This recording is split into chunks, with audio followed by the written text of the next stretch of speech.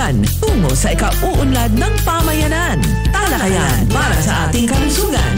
Mapapakinggan tuwing una at pangatlong Martes ng bawat buwan.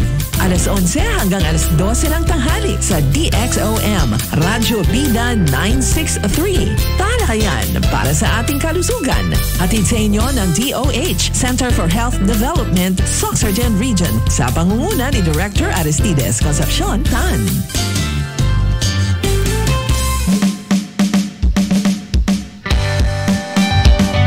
Maayong aga, Healthy Pilipinas, para sa isang healthy Sorsogon Region. Kayo po ay nakikinig sa Talakayan para sa ating kalusugan.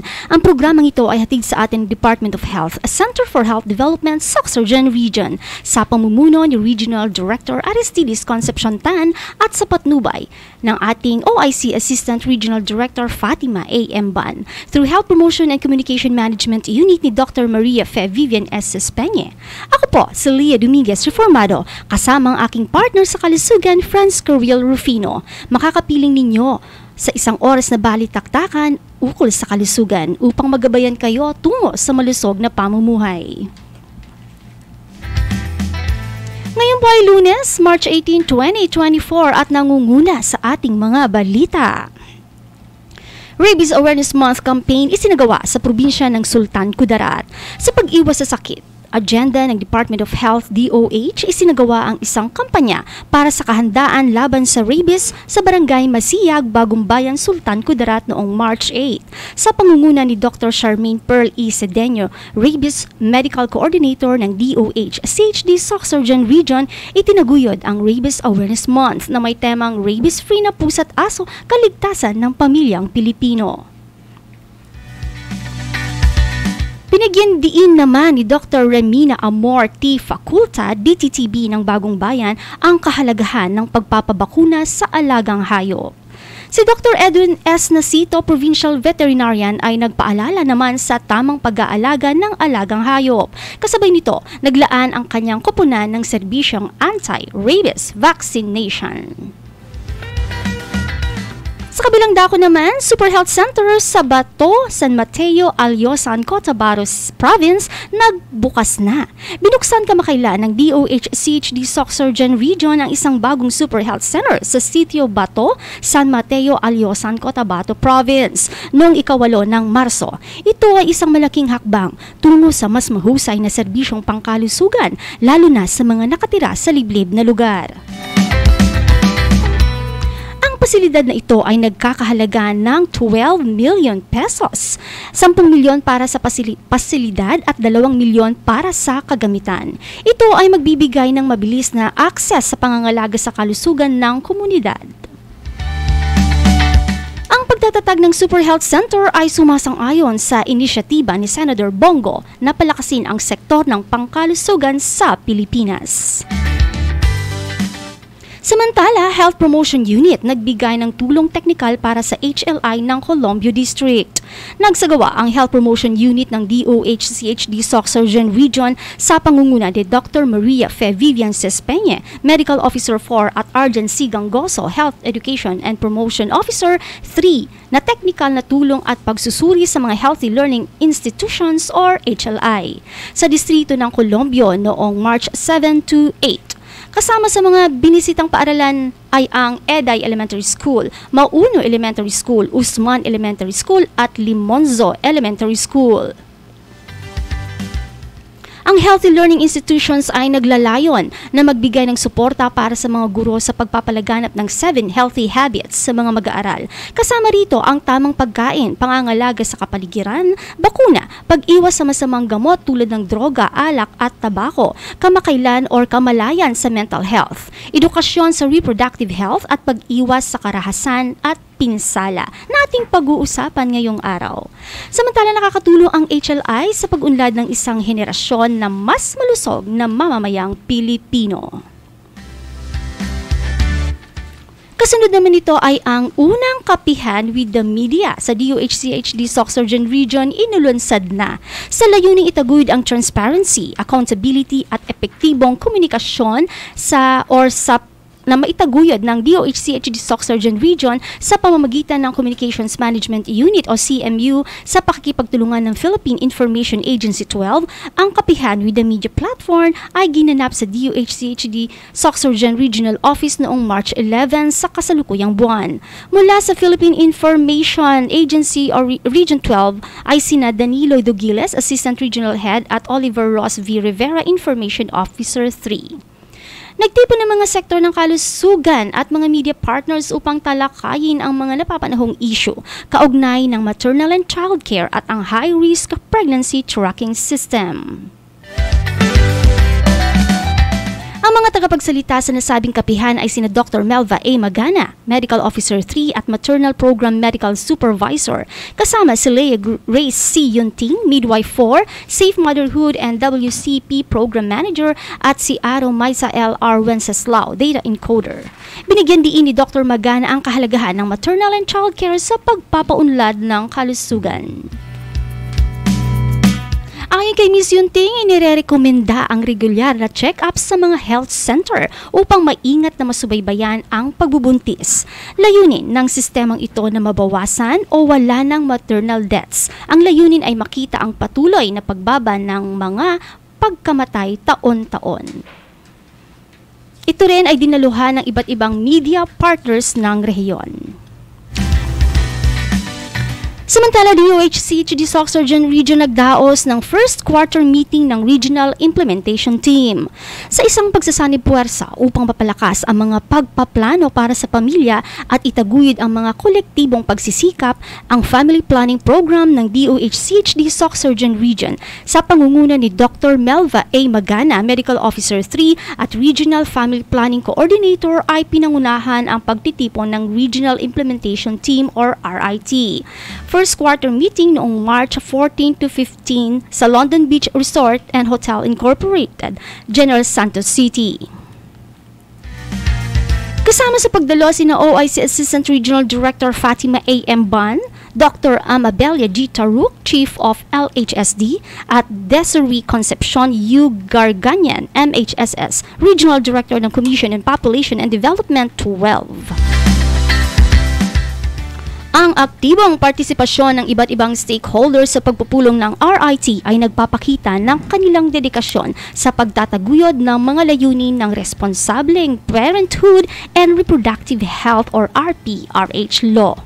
Ang mga layunin ito ay kinabibilangan ng pinaigting na kalusugan ng mga ina at bagong silang, pagtaas ng akses sa mga serbisyong pagpaplano para sa pamilya, pagbaba ng rate ng pagbubuntis sa mga kabataan, mas mababang insidente ng HIV at pagbawas ng karahasan batay sa kasarian. At sa karagdagang balita, ito ay ihatid sa atin ni Partner Franz. Partner Franz, pasok! Thank you, Partner Leah. At sa karagdagang balita natin, pagsusuri sa programang pangkalusugan ng mga buntis sa rehiyon ng SOC Surgeon isinagawa.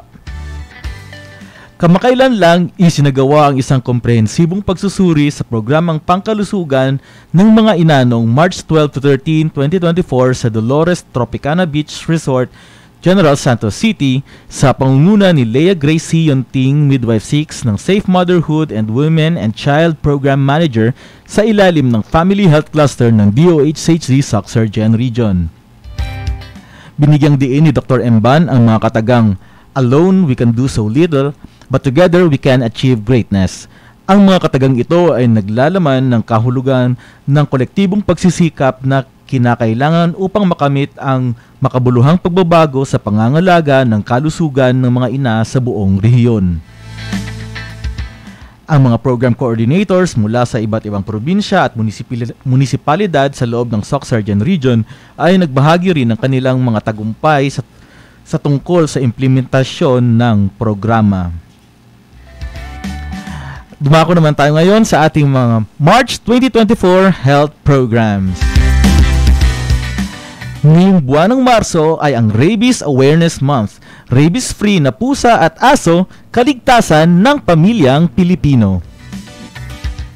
Ang buwan rin ng Marso ay ang Colorectal Cancer Awareness Month. Kaya Kaya naman, sama-sama tayong maging maalam sa colorectal cancer. Hikayatin ang ating mga mahal sa buhay na magpa-check up at magtanong sa doktor sa ating mga primary care providers. At dahil simula na nga ng summer ngayong buwan, it's ligo and outing time, kaya naman pinapaalalahanan po tayo na maging maingat at iwasan ang pagkalunod ngayong Drowning Prevention Month. Ngayong buwan din ng Marso ay ang pagdiriwang para sa mga kababaihan. Ang pagdiriwang ng National Women's Month 2024 ay may layuning pagtibayin ang tema na We for Gender Equality and Exclusive Society. Binibigyang kamalayan rin ang Philippine Digestive Health Week, International Ear Care Day, at World TB Day. At yan po ang ating mga health programs ngayong buwan ng Pebrero. Ito po muli si Franz Caril Rufino. Balik sa'yo, partner sa kalusugan, Leia. Thank you, partner Franz. At huwag natin kakalimutan ang ating topic ngayong araw. Ang Marso rin ay tinaguri ang Fire Prevention Month. At yan po ang pag-uusapan natin mamaya, partner. Yes, exciting. At yan po nagtatapos ang aming nakalap na mga balita. Hatid sa atin ng DOH, CHD Soxargen Region Communication Management Unit, Serbisyong Urgent, Serbisyong Soxargen. Ako po muli, si Leia Dominguez, reformado. Manatili po kayong nakaantabay sa ating programa sa pagbabalik. Ating pong pag-usapan ang 7th Priority Area, Violence and Injury Prevention featuring Fire Prevention Month. Kasamang ating espesyal na mga panauhin. Kaya manatili po kayong nakaantabay dito lang sa Talakayan para sa ating kalusugan. Ang buwan ng Marso ay Colorectal Cancer Awareness Month. Ang colorectal cancer ay cancer ng malaking bituka. Kahit sino ay maaring magkaroon nito, pero mas madalas ito sa mga taong edad 50 anyos pataas. Ngunit huwag kang mag-alala, maaari itong maiwasan at mapagaling lalo na kung maagang natuklasan. Merong mga iba't ibang paraan ng pagsusuri para sa colorectal cancer. Ang pinakamahalaga ay ang regular na pagpapatingin sa doktor, lalo na kung merong kang family history ng sakit na ito. Sama-sama tayong maging maalam sa colorectal cancer. Magpa-check up at magtanong sa doktor. Dahil sa Healthy Pilipinas, bawat buhay ay mahalaga. Isang paalaala mula sa DOH, Center for Health Development, Soxargen Region.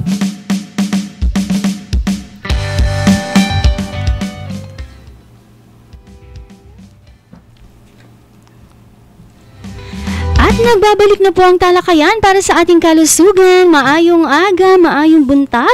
Ngayon po ay Lunes, March 18, 2024. Tayo po ay live sa DOH Center for Health Development Soxargen Region official Facebook page at mapapakinggan din sa DXOM Radio Bida Coronadal 963 at 91.7 Happy FM Coronadal. Ngayong 11 ng umaga hanggang pananghalian. Kumusta ka naman, partner Franz? Magandang araw sa iyo. Hello, magandang araw din, partner Leia. And magandang araw din sa lahat ng mga nakikinig sa atin ngayon live. Yung nga, sinasabi mo kanina, ma'am. Yes. At partner Franz, binabati nga pala kita. Belated. Happy birthday. So, binabati rin kita, partner. Belated happy birthday kasi nga magka-birthday. Kahapon pa pinagdiwang namin ang aming kaarawan. Kami po ay March babies. Tama ba, partner? March babies. At dahil March babies, sabi nila kapag March daw, mainit ang panahon. Summer, tama ba? Nag-uumpisa na mag-init. Correct. At nararamdaman talaga natin yung drought, no? Yes. Yung talagang init ng panahon, lalo-lalo na dito sa Coronadal City. Yeah, mainit. Panahon saka yung iba pati ulo Nako, pag-usapan natin kasi ngayon isang literal na mainit ang ating topic, tama ba? Dahil ngayon pag-uusapan natin ang Fire Prevention Month. Correct. At dahil Fire Prevention Month na, tignan natin, bakit nga ba, no, unang-una sa tanong natin mamaya, bakit Marso ang fire? May kinalaman ba talaga itong kainitan sa paligid natin? At para maintindihan natin ang lahat-lahat ng yan, of course, I would like to introduce our special guests for today. Unang-una, nagpapasalamat po kami sa maagap nilang pagresponde sa invitation natin. Talagang maagap, no? Talagang firemen talaga itong mga guests natin ngayon.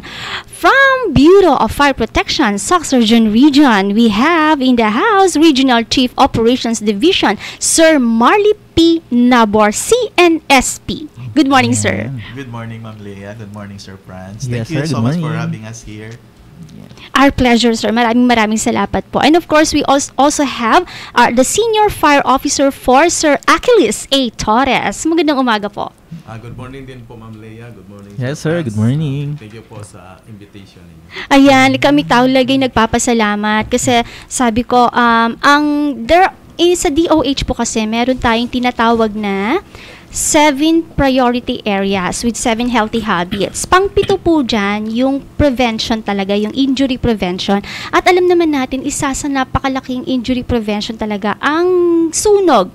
No? Kapag nagkaroon ng sunog, malakihan yan. Hindi yan kaya ng operasyon ng DOH lang. Siguro tayo na yun sa yung hospitalization. No? Pero para ma-prevent muna yung maho-hospital dahil maapekto ng kanilang kalusugan at buhay, pag-usapan muna natin paano nga ba talaga natin may iiwasan ito. That is why we're very happy, sir, na nandito po kayo ngayon sa programa natin. Ayan. Sir, diretsahan na tayo. First question po, bakit buwan ng Marso ang Fire Prevention Month? Yes, Ma'am Leah. Yes, sir. Actually, March is, according to statistics at saka sa study, ito yung pinakamainit na month sa year-round natin, no? Actually, matagal na sineselebrate itong Fire Prevention Month as early as 1966, no? The time of President Marcos. This was during the proclamation, Presidential Proclamation number 115-A, proclaiming the month of March as the Fire Prevention Month. So ito po yung legal mandate bakit sineselebrate natin yung March as Fire Prevention Month. May mandate naman pala talaga, sir, no? Yes, ma'am. So, ano ba, sir? Ang karugtong ba nito yung talagang mainit na panahon? Yes, ma'am. Actually, sa chemistry ng fire, isa kasi doon bago magkaroon ng fire, kailangan natin yung 3 elements, no? Pinaka-importante. Hangin, yung fuel, yung kinakain ng apoy, yung pwedeng masunog, at saka yung hangin. So, yung heat source, andun yun, no? Yung ignition, source of initial ignition. I'm sorry, sir. Can we repeat that? Hangin, fuel? Yes, yun yung oxygen, fuel, at saka yung source ng Ignition, yung ignition heat. source. So, sa tatlong elemento ng apoy, so andyan na kompleto na, no? So it became it is being worsened doon sa panahon during this time na mainit talaga yung humidity ng panahon. That's why dito sineselebrate yung Fire Prevention Month. Para maging aware talaga yung... So, may basehan talaga siya. May basehan Bakit talaga. March? Hindi lang naisip. Hindi lang kasi March-based. Hindi lang kasi hot. Ayun, hangin, fuel, yung ignition. So, sa March talaga, maramdam natin na pag March ba, sir, mas maraming sunog na nangyayari. Yes, basically, maraming mga fire incident na nangyayari dahil nga doon sa factor ng mainit yung panahon. Opo. So, mabilis talaga yung pagkalat ng apoy. That's why, as early as February, yung Bureau of Fire Protection, talagang nag-ano na kami ng mga programs para sa fire prevention campaign. Ay, sige. Usapin natin naman yung mga program. May question ka, sir? Ano po yung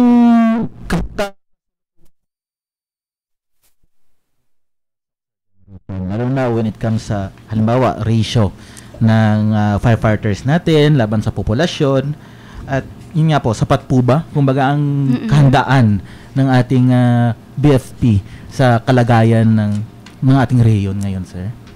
Okay, based po doon sa last na population census noong 2020, kasi every 5 years naman nagkakaroon ng census talaga. Yes, sir. Ang Region 12 ay may kabuang populasyon na 4,901,486. Opo. So, ang ideal ratio natin, 5 firefighter to population ratio is 1 firefighter is with a ratio na 2,000 Na populasyon. Individual. Oh. Every 1 firefighter, Isang firefighter lang yun, mayroon siyang dapat isi-serve na 2,000. Yun ang ideal. Pero sa population natin ngayon na almost 5 million siya, ang ratio natin is 1:3,628. Oh. 3,000. Oh. Then, based yan siya sa kabuang personnel region-wide na meron tayong 1,351 na firefighters. Yes, as Opo. of March 2024. Opo. So kasama na dito yung 152 na nasa regional office natin. Opo. Then sa South Cotabato meron tayong 399. Opo. Cotabato Province meron tayong 375. Sultan Kudarat meron tayong 264. Sarangani 161. So yun siya ang nagko-compose sa 131 na personnel natin sa Bureau of Fire Protection 1,300. region-wide. Oo. Yes. So medyo may kakulangan, no? Kasi Meron talaga kung Oo. kung bigyan natin ng pansin itong ratio, present ratio natin na 1:3,625, so meron tayong kakulangan talaga. Oo, kasi dapat 1:2,000. Yeah. 2,000. Oo. 1:2,000. Nakaka-apekto ba ito, sir? Alam mo, sa sitwasyon natin ngayon, kamusta naman? Halimbawa, gano ba yung kaso ng mga sunog dito sa ating rehiyon? Naka-apekto ba yung kakulangan Yung natin? ratio, Oo. Ay, hindi naman kasi yung mga tao natin is naka-multitasking naman sila sa station. So, Okay. hindi sila naka-designate lang sa isang trabaho. Ang isang tao, nagpe-perform siya ng more than one designation, no? Sa given time. Para ma-address lang Para yung ma-address. need in case na may emergency talaga na mag-arise. Multitasking Yes. talaga. Kasi marami yung coverage nila no? Buong rehiyon eh. Oo. Sir, sa kalagayan natin ngayon, aside from the number of firemen sa rehiyon, may sapat bang mga kagamitan like fire Yes. trucks, no? At kagamitan para pang-apula ng apoy? Yes, ma'am. Actually, province-wide, Yes, sir. yung pertaining sa fire stations, we Opo. have 49 fire stations. 49. Province-wide, Opo. we have 11 fire substations. We have 143 fire trucks. Then we have 19 ambulances. We have 5 rescue vehicles. And we have 1 PTV, itong People Transport Vehicle. This is ang purpose nito is for rescue purposes. Opo. Because in Bureau of Fire Protection, we have the Special Rescue Force. These are highly trained. These are Opo. elite group of the Bureau of Fire Protection, basically to respond to any situation relating to rescue. Rescue. And one thing also, sa manpower, Opo. talagang regular yung enhancement natin sa training capability, no? Talagang naka-regular yung schedules. Sir, yung mga training ba, yung mga firemen lang ba yung tinitrain o may other partners kayong mga tinitrain? Yes, ibang training program yung para sa firefighters. Apo. Ito regular talaga to sa firefighters. Ayan yung regular talaga. Yes, ma'am. We have also sa field natin, sa field unit, sa mga fire stations natin, meron talaga yung what you call is creation of company volunteer fire brigades and also barangay volunteer fire brigades. This is in accordance with Republic Act 9514, the Fire Code of the Philippines. So, mandated pa rin yung Bureau of Fire Protection dito kasi every time na kasama sa fire prevention activities ng Bureau of Fire Protection is dito sa mga magte-train tayo sa community base. Yes. Maraming klaseng yung mga training program na ginagawa natin sa field. Ayan, sa mga gusto magpa-training, pwede ba nila kayong itap, sir? Yes, ma'am, anytime. Nasa Actually, akin nabanggit kanina ni sir, parang hindi lang sunog din kasi emergency na mga accidents ba ay nasasali sa training? Sa mga ginagawa ninyo Yes, sir. Kasi Yes, may mga transport vehicles kayo na sinabi Yes, sir. kanina, Yes, mga sir. ambulance. Yes, sir. Ganun. Actually, ang Bureau of Fire Protection is one of the responders pertaining Opo. to mga vehicular accidents and Wow. other rescue. Naman ng Bureau of Fire Protection is pre-hospital care.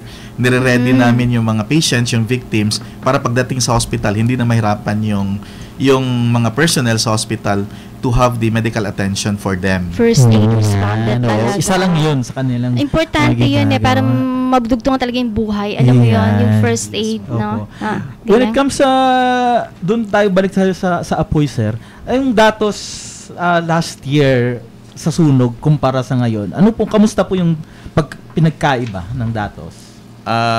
Pagdating naman sa datos, last year, sa structural fire incident, meron tayong kabuuan na 334 fire incidents. 300. Buong taon na yan. Buong taon yan siya, buong taon. So, at may kabuang damages na 104 million plus. Then, sa non-structural fire incidents naman, meron tayong 29 lang. 29. 29. Non-structural, saka structural, sir? Yes, meron tayo. Ano po yung ibig sabihin, sir, ng structural, saka non-structural? Okay, structural. Sa structural naman, ito yung mga, natin, yung makikita natin na susunod mga building. Yun siya. Structures. Ito naman sa non-structural, ito naman yung mga, minsan susunod na nakikita natin dyan, halimbawa, yung mga rubbish fire, grass fire. Yun siya. Yan siya. Hindi, yun siya ang na-fall doon sa non-structural.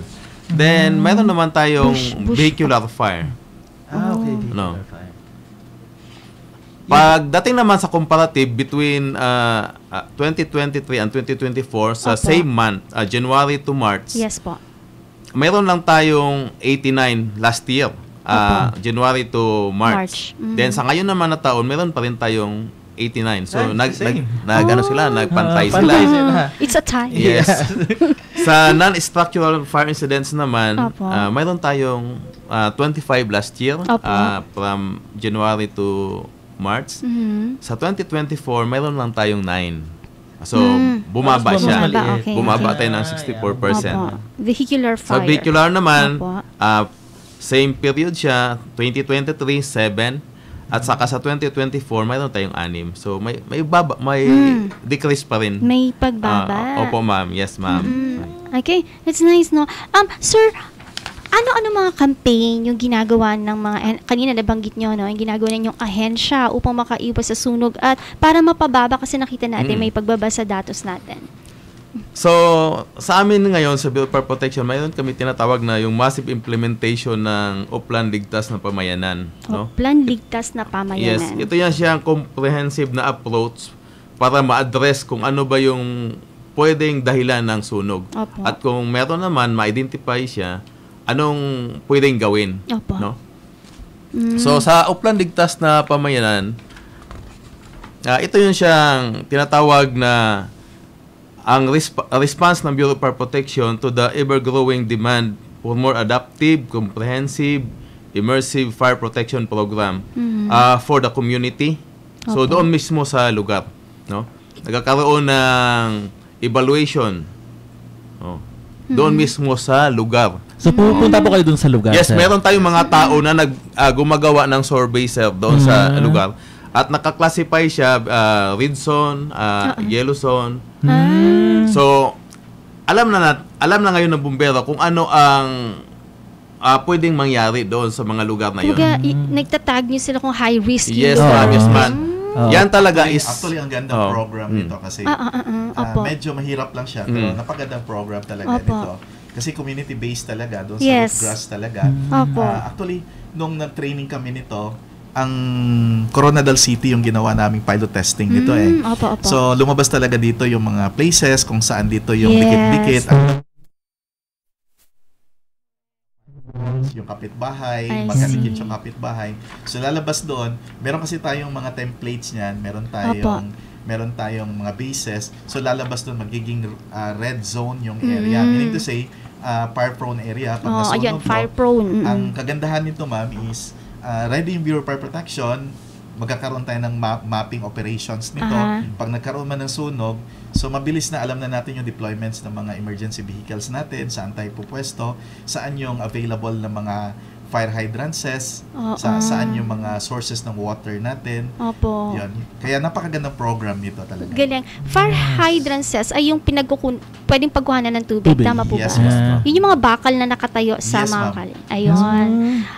Ayan. Ipagpatuloy natin, no? Magbe-break lang tayo pero napakagandang usapin nito. Pagpatuloy natin yung inyong mga campaign sa pagbabalik po ng Talakayan para sa ating kalusugan.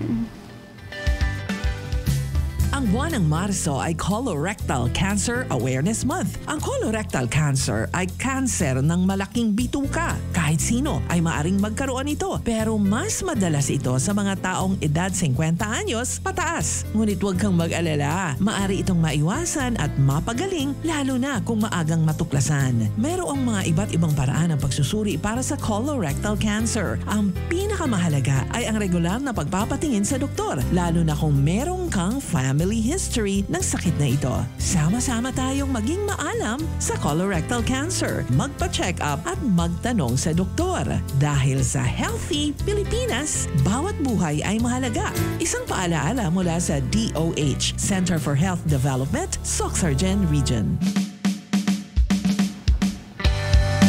Magandang umaga po ulit sa ating lahat, sa lahat ng ating tagapakinig ngayong araw. Tayo po ay pinag-uusapan po natin ang Fire Prevention Month dito sa Talakayan para sa ating kalusugan with our special guest from BFP Sorsogon Region, Sir Marlep Pinabor, Regional Chief Operations Division, and Sir Achilles A. Torres, our Senior Fire Officer 4. Kanina nabinggit natin na mayroong 334 na sunog po, no, na nangyari last year. Ngayon po, kung ikukumpara natin yung 3 months po na nakalipas, may pagbaba naman, may pagbaba ng datos. And hopefully, mga kababayan, maibaba natin to ngayong taon, no? Less than or hindi na natin masasabing zero kasi may mga nangyari na, pero mapababa pa natin sa pamamagitan ng tamang kaalaman. Kaya nakinig po dito sa Talakayan para sa ating kalusugan. And kanina, no, Sir Achilles was talking about our campaign na ginagawa. Isa po sa sinabi niya ay ang Oplan Ligtas na Pamayanan, kung saan community-based, nagsisurvey, pinag-aaralan yung lugar. Bumababa talaga sila sa community. Oo, tinitignan nila. I think, bumabalik sa aking alaala, yung aking experience before. Kasi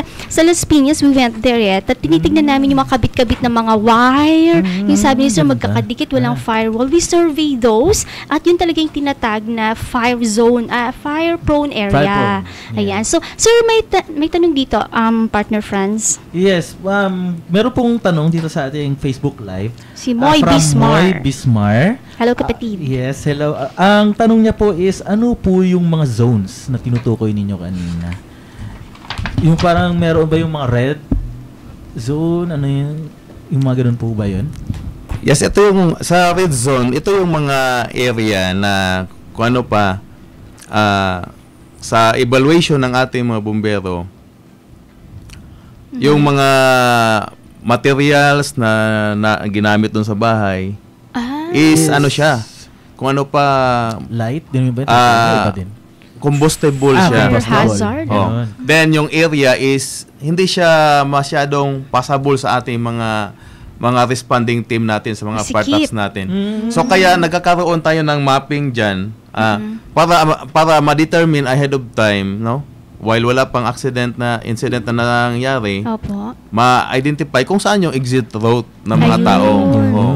Kasi mahirap kasi pag doon na tayo nag-determine ng exit routes ng mga tao kung may sunog na. Yes. So while wala pang sunog, alam na ng tao. Yes. Kasi dito sa program na ito, house to house talaga yung ginagawa ng mga bumbero natin, no? Meron kasi tayong tinatawag na mga checklist, ma'am, regarding dyan.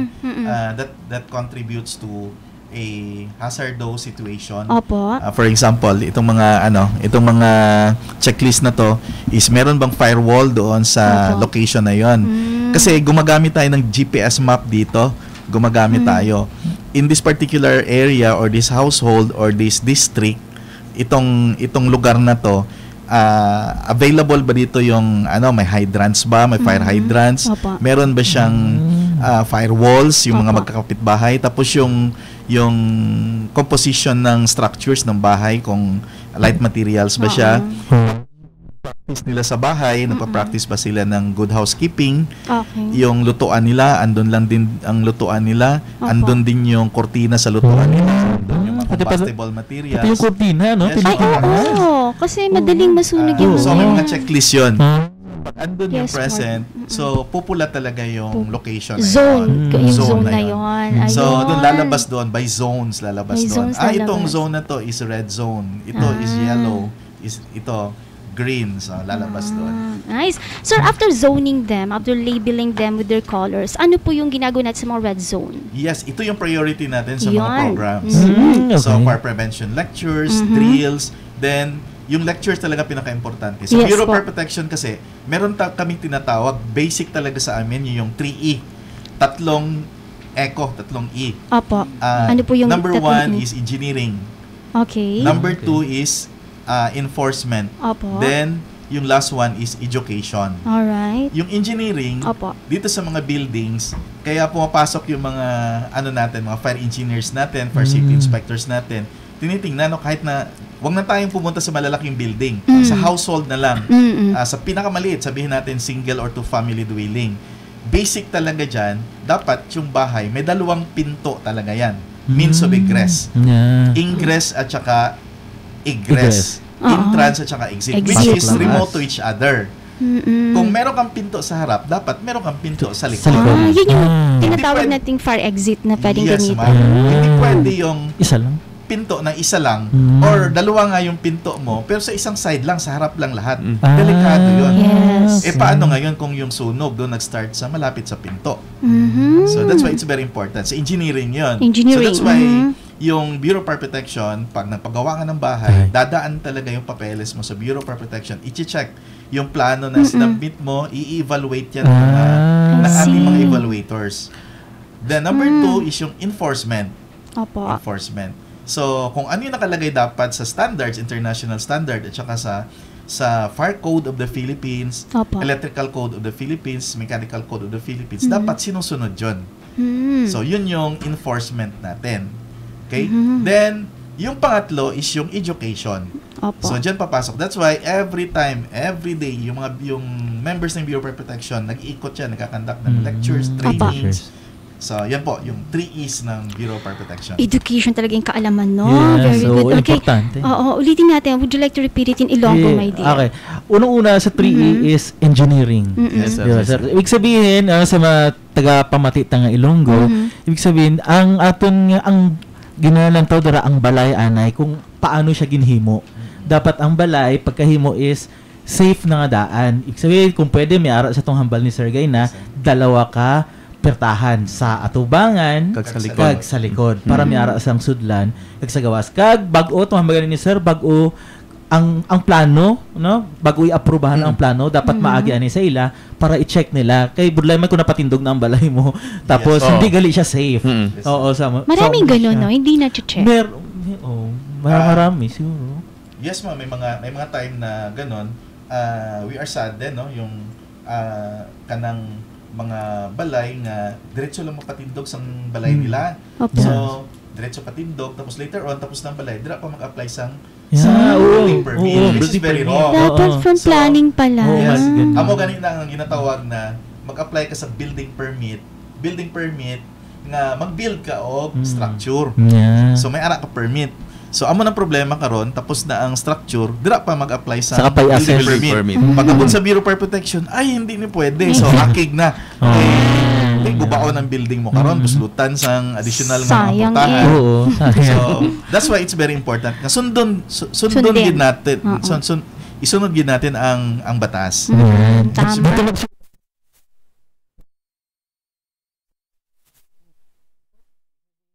Sa mga nagpamati kung ano ang nakasulat sa aton nga layi, batas, amo to ang sundon kag ipa-enforce gid sa aton na Bureau of Fire. Oo, para magsunod gid kita kay para gihapon na sa aton nga protection. Yes, and the last education. So mga programa sa Bureau of Fire nga nagatudlo, no nagalakat sila sa komunidad para magtudlo kung ano ang mga dapat naton mahibalan para malikayan naton kag maprotektahan naton ang aton nga sarili laban sa sunog. Correct. Prevention. Masabi nga nila, mas ligtas ang may alam. At huwag makikinig sa mga marites. Pumunta kayo sa tamang ahensya, dun yung alamin yung tamang impormasyon. Magtanong muna sa kapitbahay bago sa mga expert. Oo, lalo na yung mga, yung enforcement, baka kasi gusto nyo makatipid. Yung pala, hindi yun yung tama, no, ng mga materials na gagamitin natin. So, remember this, engineering, enforcement, and education, sa mga nagpapatay ng bahay dyan. Sa sa mga nakabili ng bahay, sana natututo kayo. Sa mga may planong magpatayo. Yes, i-check ang bahay. O, partner friends, i-check mo yung bahay nyo, Oo, baka nag-iisip na nga ako, tama ba yung tama ba yung bahay mo? May park exit ba kami? Ayan. Okay. Thank you. Ang dami kong natututunan personally, no?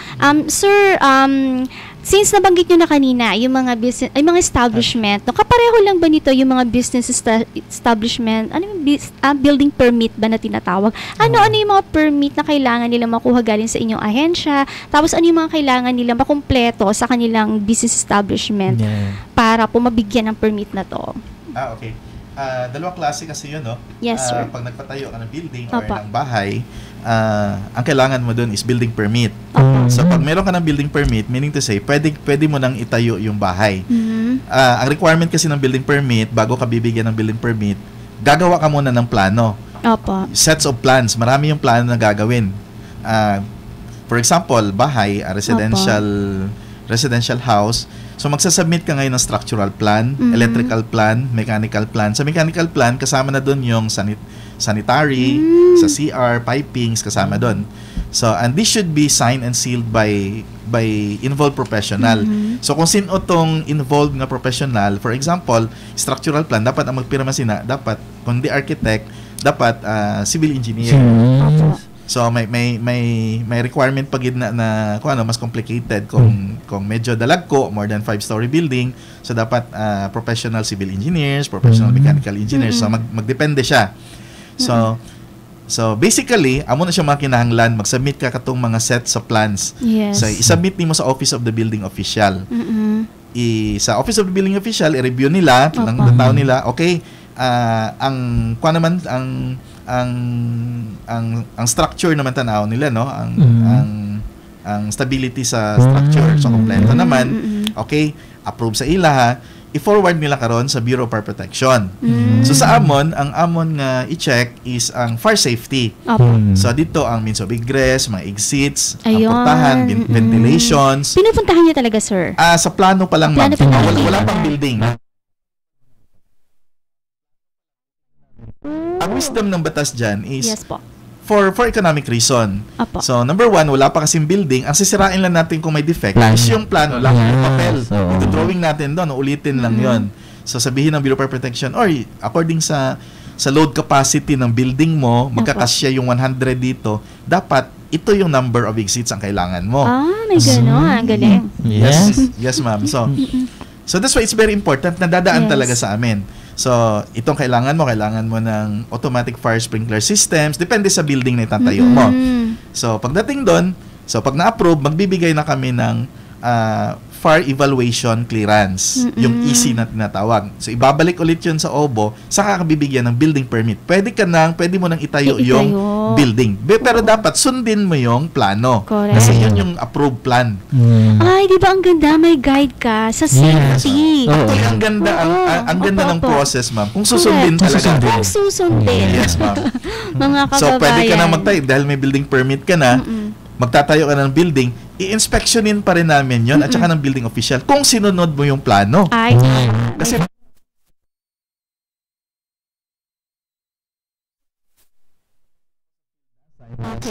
City Fire Marshal, Municipal Fire Marshal, doon kami nagkakaproblema sa mga wife. Sa mga babae, doon kami nagkakaproblema sa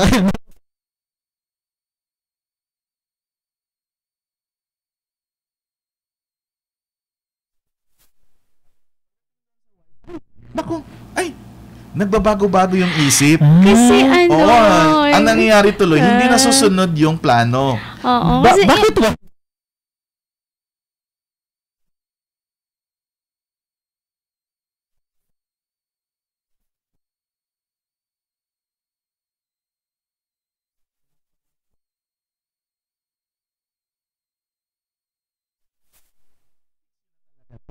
Yung approved plan, yun dapat susundin. Ay, nako, ang dami natutunong mga nanay na manakinig ngayon. Importanteng sundin ang plano po para iwas sa sunog kasi ako natutunan ko rin sa disaster risk management. Ang disaster, hindi nangyayari kapag may disaster na. It started from the planning, from you actually put up the building at may mali doon. Disaster factor na yun. Oo, nag-uumpisa ka na doon, Yes. no? Kaya importante na sundin ang plano. Ayan ako mga misis, ang laking puntos. Okay. Yes. Ayan, sa pagbabalik po natin, commercial break muna tayo. Sa pagbabalik mo natin, usapang apoy na tayo. Yes. Sir, pag-usapan natin ano nga ba ang sunog? Bakit may sunog? Bakit may apoy? Kanina binanggit yung mga 3 elements of fire, no? Suriin natin yan at may tinatawag tayong fire extinguisher. Alam ba natin talaga kung anong gamit nito? Sa pagbabalik po ng ating talakayan para sa ating kalusugan. Ang buwan ng Marso ay Colorectal Cancer Awareness Month. Ang colorectal cancer ay cancer ng malaking bituka. Kahit sino ay maaring magkaroon ito, pero mas madalas ito sa mga taong edad 50 anyos pataas. Ngunit huwag kang mag-alala, maaari itong maiwasan at mapagaling lalo na kung maagang matuklasan. Merong mga iba't ibang paraan ng pagsusuri para sa colorectal cancer. Ang pinakamahalaga ay ang regular na pagpapatingin sa doktor, lalo na kung merong kang family history ng sakit na ito. Sama-sama tayong maging maalam sa colorectal cancer. Magpa-check up at magtanong sa doktor. Dahil sa Healthy Pilipinas, bawat buhay ay mahalaga. Isang paalaala mula sa DOH, Center for Health Development, Sorsogon Region. Talakayan para sa ating kalusugan. Alamin ang mga impormasyon, alamin ang mga kaalaman, mga isyu at panuntunan para sa pangangalaga ng kalusugan tungo sa ikauunlad ng pamayanan. Talakayan para sa ating kalusugan. Mapapakinggan tuwing una at pangatlong Martes ng bawat buwan. Alas 11 hanggang alas 12 ng tanghali sa DXOM, Radyo Bida 963. Talakayan para sa ating kalusugan. Hatid sa inyo ng DOH, Center for Health Development, Sorsogon Region, sa pangunguna ni Director Aristides Concepcion Tan.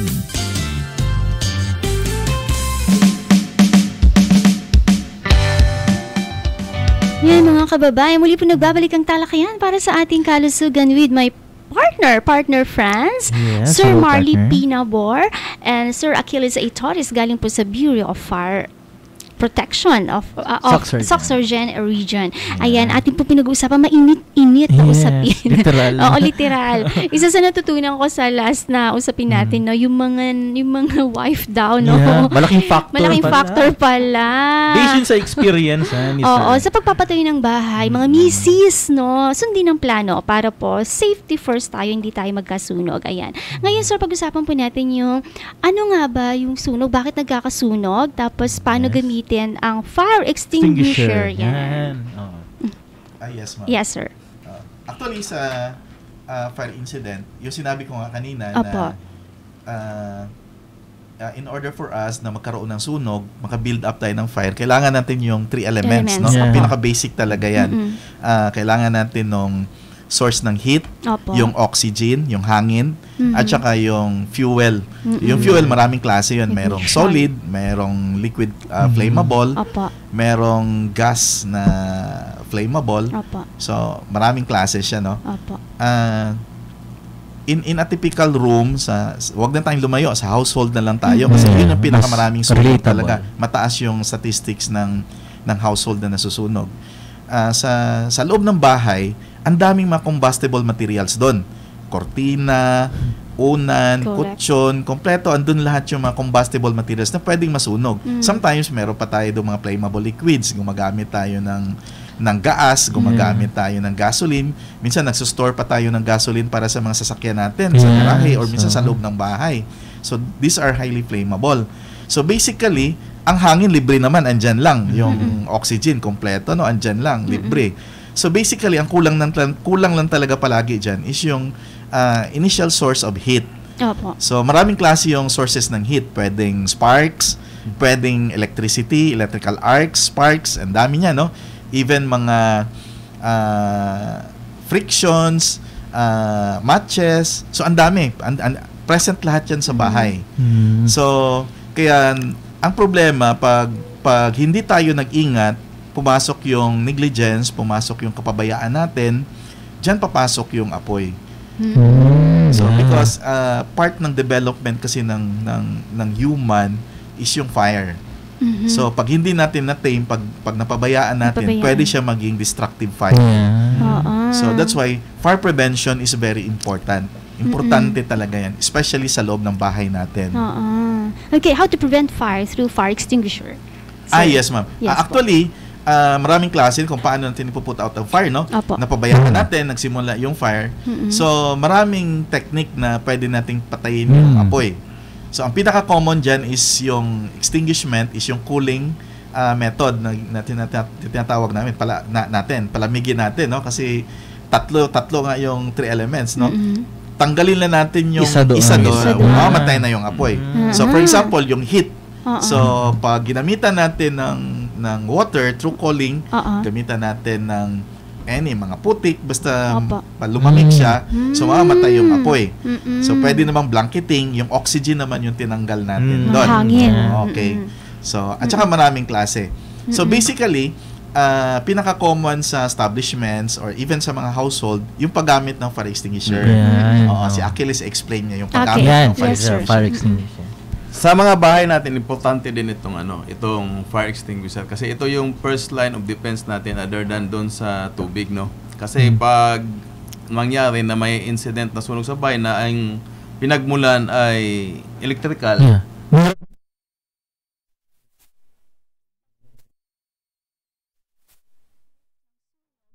pwedeng buhusan ng tubig.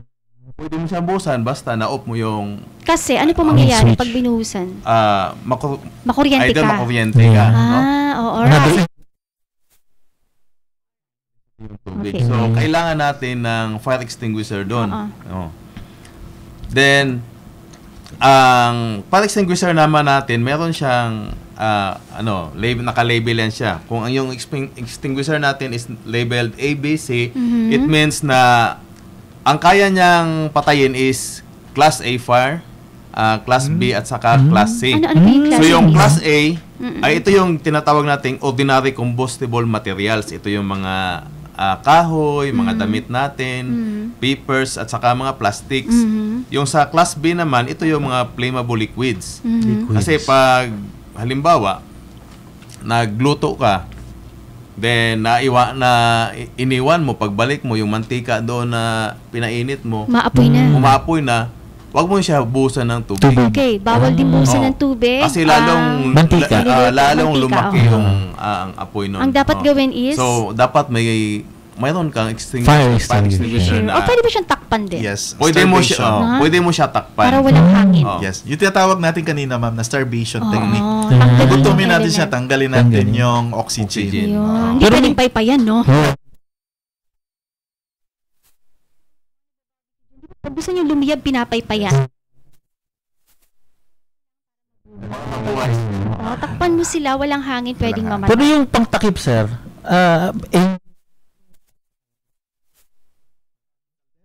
yun. Or kung pwede kang kukuha ng makapal na towel, basain mo. Yun ang para safe din sa iyo. Very good.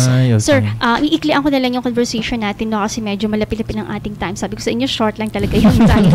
Sir, technique po para po maiwasan ang sunog at anong gagawin kapag may sunog? Yan. Okay, punta tayo. Pag may sunog, kasi minsan napapansin natin na mas ang iba, kumukuha ng picture kaysa tumawag.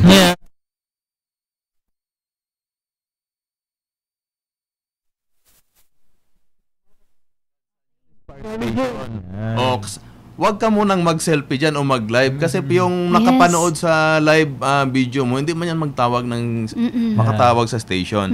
Then ikaw na nasa bahay na nakakita ng sunog, i-alert mo yung mga kasama mo.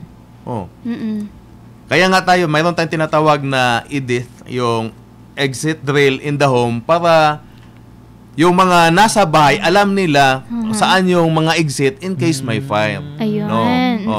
So, i-alert mo yung mga tao doon para makalabas sila. Okay. Then, immediately i-evacuate yung area. Evacuate. Then, kung mayroon naman, kung nasa kwarto ka, palabas ka, at saka mayroon ng, may usok na sa loob, may apoy na, mag-roll ka. Roll. Yes. Kasi mga 2 feet above the floor, mayroon pa dyang oxygen dyan. So, makagapang ka pa, mahanap mo pa yung exit. Stay low, no? Stay low. From my training before, gumagapang kami sa smoke chamber. Andun ang hangin eh. Kaya sa mga training, meron dong mga, yung tinatawag na fart tunnel para ma-train yung mga tao na mag-crawl talaga. Then, wag talagang bumalik.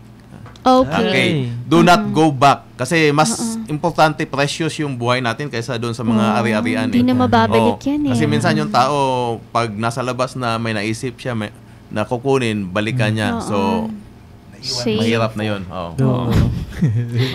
Kasi habang tumatagal, lumalaki talaga yung sunog sa loob. Nagpapanik kasi ang tao. Wag talagang magpanik kasi pag nagpanik ka, hindi mo na alam yung right na bagay na gagawin mo. Correct. Anything that you would add? Okay na po yan. Then, huwag magkulong sa CR. Huwag pumunta doon sa CR. Kasi minsan kasi nasa mind natin na may tubig doon.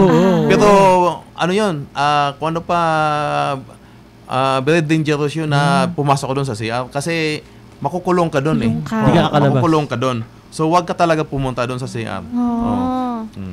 Like doon sa yung anak ni Senator, sino nga ba yun? Yung namatay siya sa CR, yung nasa CR, pumasok siya, hindi siya nakalabas. I remember that incident. Pumunta sa Lamay, the house at Venetia. Pumunta nga sila sa Lamay ni FPJ ata yun, na naiwan yung So, wag tayong pumasok doon kung may sunog. Ayan. No, importante para maiwasan natin. Sir, kapag halimbawa may sunog naman, halimbawa sa damit, anong pwedeng gawin? Pag may sunog ka, pag may apoy yung damit mo, so, roll ka lang. Roll lang talaga. Yes. Para mamatay. Para mamatay siya. Huwag kang tumakbo. Yes, kasi may air. Dyan na, ma'am, na SDR. Ano po yun? Stop from running. Okay. Tapos, drop to the ground. Tapos, roll back and forth. Okay, kompleto. Stop to the ground. I'm sorry. Stop running, drop to the ground, and roll back and forth. SDR. Tandaan natin mga kababayan. Always remember, avoid running kasi habang tumatakbo ka, nag-introduce ka ng more oxygen doon sa buwan. Parang pinapaypay mo yung sarili mo para lumiyab. Lalong lumalaki. Okay, very good. Now, dahil short ang ating time, pero marami tayong natutunan. Ang dami nating natutunan. Sir, any last message po para sa ating mga kababayan? Yes, ma'am. And behalf sa aming butihing Regional Director, si Chief Superintendent Alvin D. Valdez, DSC, lubos po kaming nagpapasalamat sa inyo, ma'am, for inviting us here, sa pag-invite sa amin. At least nakapamahagi kami ng mga fire prevention measures sa mga nakikinig dito sa inyo. Maraming salamat po sa aking kasama. Thank you. Sir? Okay, para sa lahat, for this year, fire prevention man team, sa pag-iwas sa sunog, hindi ka nag-iisa. So it means na ito yun siyang collaborative effort ng lahat na nasa community. Hindi lang siya trabaho ng isa o ng ahensya namin. Lahat tayo, magtulungan tayo para doon sa isang purpose na maiwasan natin yung sunog. Para makamit natin yung tinatawag na fire-free community, fire-safe community. Correct. Sa sunog, hindi ka nag-iisa. Hindi lang kasi sa BFP ang may responsibilidad. Responsibilidad natin to. No? Lahat po. Para po maagapan talaga natin at ma-prevent po talaga yung fire. Kasi nakita natin yung number of firemen natin hindi talaga sapat sa dami ng populasyon. So tayo mismo dapat magkaroon tayo ng responsibility, sense of responsibility na alagaan at wag maglaro ng apoy. Yes. Ayan. Kahit anong apoy. Oo, correct. Oo. Natawa si Sir. Sir Carl, message mo para sa ating mga kababayan. Yes po. Sa muli po, maraming salamat din, Sir, mga sir natin, at napag-unakan nyo kami. And paalala sa lahat, na sundin lang kung ano yung mga sinabi, yung mga natutunan ninyo ngayon, at sundin, dahil para naman po ito sa ating kapakanan. Okay, maraming salamat. And again to our guests, Sir Marley Pinabor, our Regional Chief Operations Division, and Sir Achilles Aitares, our Senior Fire Officer 4 of BFP, Sergeant Region. Maraming salamat po sa pag-unlak. Sana po may guest po namin ulit kayo dahil araw-araw ay Fire Prevention Day. Hindi lang March. Ayan. On behalf of our Regional Director, Aristides Concepcion Tan, ito po si Lea Dominguez Reformado at aking partner, si Franz Karel M. Rufino. Hanggang sa pagbabalik po ulit ng ating talakayan para sa ating kalusugan, tandaan natin, mas healthy ang may alam, mas ligtas ang may alam. So, mga kababayan, huwag maglalaro ng apoy. Fire Prevention Month, sugpuin natin. Dahil sa sunod, hindi ka nag-iisa. Maraming salamat po and magandang araw po sa inyong lahat. Bye-bye! Bye-bye! Talakayan para sa ating kalusugan. Alamin ang mga impormasyon, alamin ang mga kaalaman, mga isyu at panuntunan para sa pangangalaga ng kalusugan tungo sa ikauunlad ng pamayanan. Talakayan para sa ating kalusugan. Mapapakinggan tuwing una at pangatlong Martes ng bawat buwan. Alas 11 hanggang alas 12 ng tanghali sa DXOM, Radyo Bida 963. Talakayan para sa ating kalusugan. Hatid sa inyo ng DOH, Center for Health Development, Sorsogon Region, sa pangunguna ni Director Aristides Concepcion Tan. Bida.